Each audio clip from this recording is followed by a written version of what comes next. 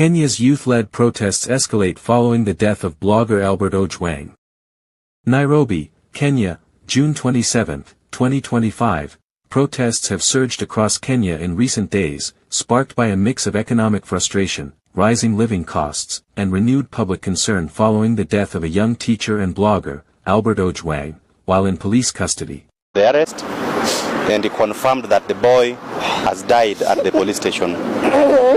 It's quite unfortunate because the offense that they were informing me that the boy was being investigated for related to alleged media publication on Twitter. That is really not something that I would expect that would lead to somebody losing his life. It does really not.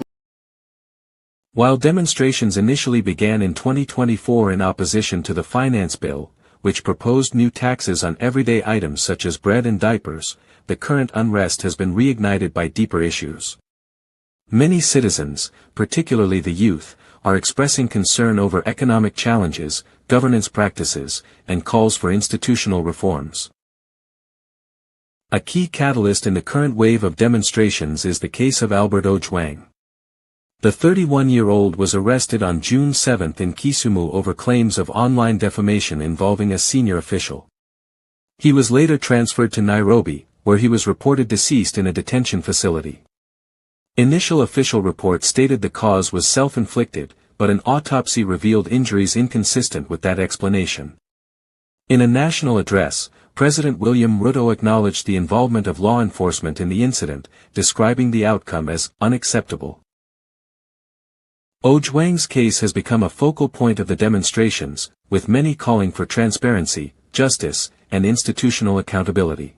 I'm not Kenyan, I'm Ugandan, but I'm a Kenyan mom. I've come today for this maandamano. Even if I'm going to die, I don't care. I'm a Muslim. Na nikikufa Kenya munizike hapo leo.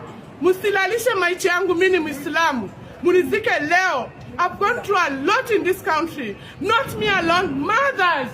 Even she's a mother. She's a mother. I love my Kenyan people, but women are going through a lot. We are suffering. Hiyo gavana tunyanyasa. Walai maisha ni ngumu Kenya. Mbona ama gavana tusaidie basi na watoto jameni. 6 individuals, including 3 officers, have since been charged in connection with the incident.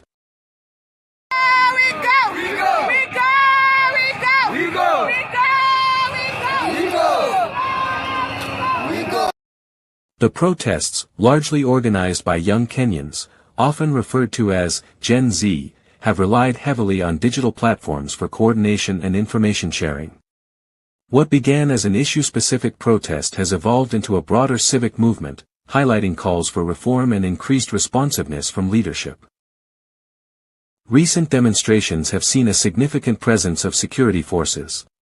Rights organizations report between 8 to 16 individuals may have lost their lives during the June 25 protests, with many cases still under verification. Reports also include the use of crowd control tools such as tear gas and water cannons, and concerns have been raised about the use of plainclothes individuals engaging with demonstrators. As the country watches closely, one thing remains clear: these events have sparked a powerful conversation about governance, civic rights, and the future of Kenya's democracy.